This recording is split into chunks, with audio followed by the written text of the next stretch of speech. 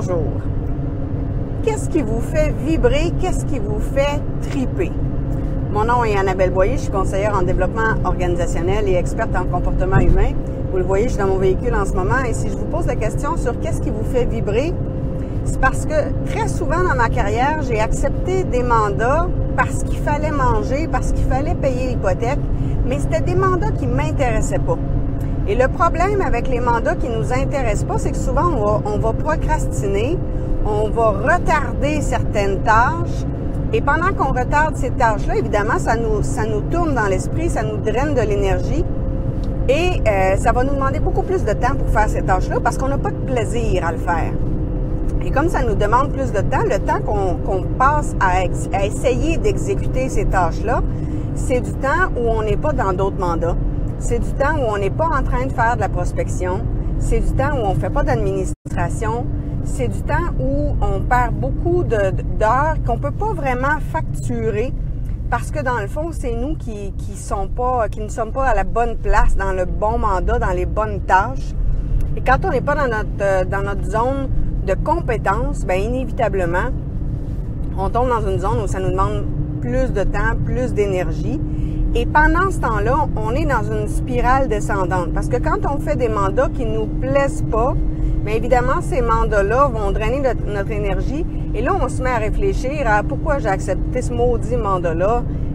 Ça m'intéresse pas, j'aurais pas dû faire ça. Là, je suis pognée pour le faire. Je suis obligée de le finir. C'est donc bien pénible. Et pendant qu'on est dans ces pensées-là, bien évidemment, on n'est pas dans des pensées plus positives, plus constructives. Et on n'est pas attirant pour d'autres clients.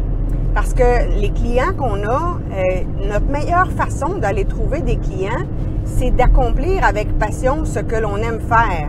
Quand on fait quelque chose que l'on adore, on devient contagieux pour les autres clients. Les autres clients ont envie à ce moment-là de venir vers nous, de nous donner un deuxième, un troisième, un quatrième mandat. Mais quand on est dans un mandat qu'on n'aime pas faire, bien évidemment, on rayonne pas, on brille pas, on donne pas tout à fait le meilleur de nous-mêmes, on n'est pas aussi extraordinaire que d'habitude. Ce client-là va être satisfait, mais il ne sera pas enchanté. Et ce qu'on veut, c'est avoir des clients qui sont enchantés. Parce qu'un client qui est enchanté, c'est un client qui est fidèle. Et à ce moment-là, ce client-là va avoir envie de nous donner un deuxième mandat, un troisième mandat, ou bien de nous référer à des gens qu'il connaît bien. Il va nous référer avec confiance, il va nous référer avec aisance. Mais si on est dans un mandat qu'on n'aime pas beaucoup ou avec une clientèle qu'on n'aime pas beaucoup, bien évidemment, ça va paraître, ça va se sentir. Puis dites-moi pas, oui, mais je vais quand même donner le meilleur de moi-même. Quand dans votre tête, vous n'êtes pas dans quelque chose que vous adorez, ça paraît dans votre langage corporel, ça paraît évidemment dans les hormones qui se sécrètent dans votre corps, ça paraît dans votre attitude, ça transparaît toujours quelque part. Alors, c'est sûr que les gens vont y réagir. Ça ne veut pas dire qu'ils sont capables de le nommer avec des mots, mais c'est sûr qu'ils vont réagir dans ce temps-là. Et moi, à chaque fois que j'ai accepté des mandats pour faire plaisir à quelqu'un, pour dépanner quelqu'un qui ne pouvait pas faire le mandat, puis le client était mal pris, mais que c'était quelque chose qui ne m'intéressait pas, à chaque fois, c'est des mandats qui m'ont demandé plus de temps que prévu. Et pendant ce temps-là, je maudissais ce client-là, je maudissais d'avoir accepté ce mandat-là. Évidemment, mais je suis pas dans une bonne attitude dans ce temps-là et je suis pas attirante pour d'autres clients non plus. Et ces mandats-là, à chaque fois, m'ont fait perdre beaucoup de temps. Puis après ça, ben une couple de mois après, évidemment, quand tu mets 2 fois plus de temps pour faire de la rédaction, pour faire une planification stratégique, pour faire un diagnostic, pour faire des stratégies, un plan d'action, bien évidemment, pendant ce temps-là, tu fais pas d'autre chose. Fait qu'on n'est pas gagnant. Fait que même si, oui, c'est vrai, il faut payer une hypothèque, mais il faut partir avec l'idée de qu'est-ce qu'on aime faire réellement, qu'est-ce qui nous passionne réellement, puis il faut concentrer nos énergies là-dedans. Et comme dirait François Lemay, il faut le faire en lâchant prise, pas en s'accrochant sur le fait que ça nous prend absolument de l'argent.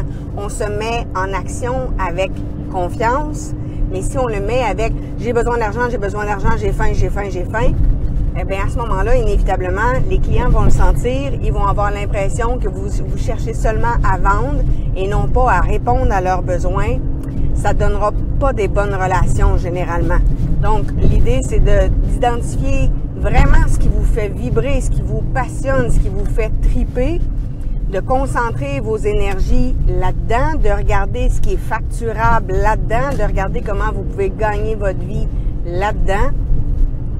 Évidemment, il va y avoir des tâches que l'on appelle alimentaires, mais même les tâches alimentaires, il faut que vous ayez du plaisir à le faire. C'est vraiment important. Puis pendant longtemps, on a pensé que le plaisir, c'était secondaire au travail, et c'est tout le contraire, en fait.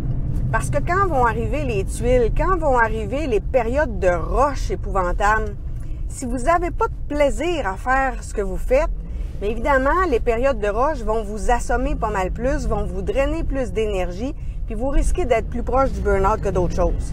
Puis quand vous allez rencontrer des clients difficiles, des employés difficiles, des fournisseurs difficiles, si en plus vous n'aviez pas de plaisir à faire votre job, vous allez vouloir tout abandonner à ce moment-là. Donc, la notion de plaisir devrait toujours être une priorité au travail. Et malheureusement, ce n'est que dans les dernières années que les études sont venues démontrer ça.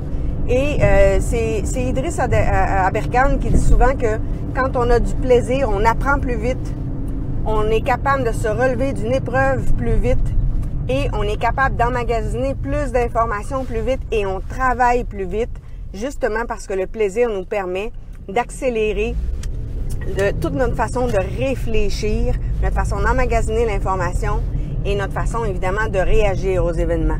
Donc, la première question devrait toujours être qu'est-ce qui vous fait vibrer, qu'est-ce qui vous passionne, qu'est-ce qui vous fait plaisir. Et si vous êtes dans cette zone-là, vous avez plus de chances de réussir que si vous faites de l'alimentaire qui vous procure de l'argent à court terme. Sur ce, on se retrouve bientôt pour une prochaine capsule. Moi, je viens d'arriver au bureau, donc je vais aller me faire plaisir et évaluer des manuscrits. Sur ce, à la prochaine. Au revoir.